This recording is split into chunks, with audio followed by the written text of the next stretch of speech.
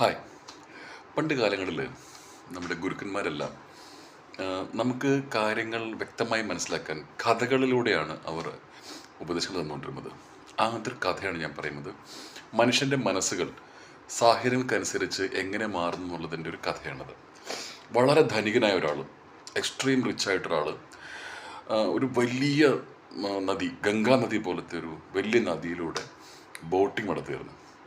പെട്ടെന്ന് അയാളുടെ ബോട്ട് തകർന്നു വീണ് അയാൾ വെള്ളത്തിൽ വീണു.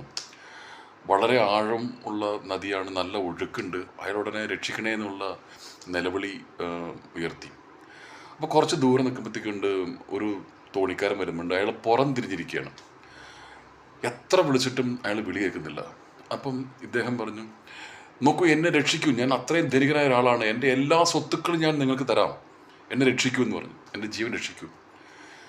അപ്പം ഈ തോണിക്കാരൻ തിരിഞ്ഞ് അയാളെ തോണിയിൽ കയറ്റി തീരം ലക്ഷ്യമാക്കി തുഴഞ്ഞുകൊണ്ടിരിക്കുകയാണ്.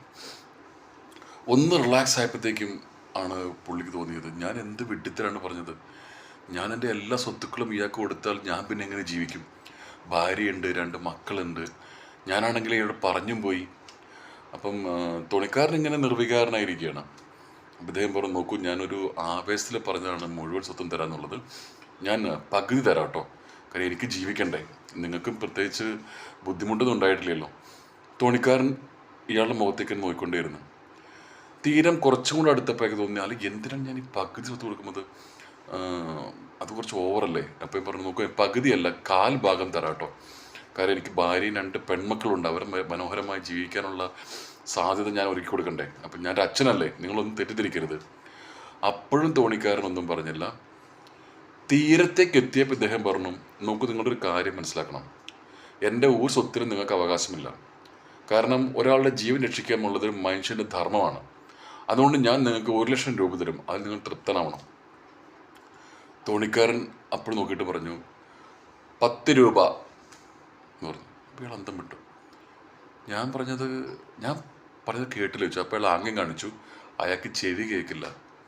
ഇയാൾ ഈ സ്വത്ത് മുഴുവൻ ഓഫർ ചെയ്തത് അദ്ദേഹം കേട്ടിട്ടില്ല. പക്ഷേ ഇദ്ദേഹം ഇങ്ങനെ ആ സാഹചര്യങ്ങൾക്കനുസരിച്ച് മുങ്ങിച്ചാവാൻ നേരത്ത് സ്വത്തുക്കൾ മുഴുവൻ പോയാലും കുഴപ്പമില്ല, ജീവൻ മതി. രക്ഷപ്പെട്ടപ്പോൾ സ്വഭാവം മാറി. അങ്ങ് കരക്കെത്തുമ്പോൾ സേഫ് ആവുന്നതോറും സ്വഭാവം മാറിക്കൊണ്ടേയിരുന്നു. ഇങ്ങനെയാണ് മനുഷ്യൻ്റെ സ്വഭാവം. അതിങ്ങനെ കാലാവസ്ഥ പോലെ മാറിക്കൊണ്ടേയിരിക്കും. Okay, have a nice day. Hi. പണ്ട് കാലങ്ങളിൽ നമ്മുടെ ഗുരുക്കന്മാരെല്ലാം നമുക്ക് കാര്യങ്ങൾ വ്യക്തമായി മനസ്സിലാക്കാൻ കഥകളിലൂടെയാണ് അവർ ഉപദേശങ്ങൾ തന്നുകൊണ്ടിരുന്നത്.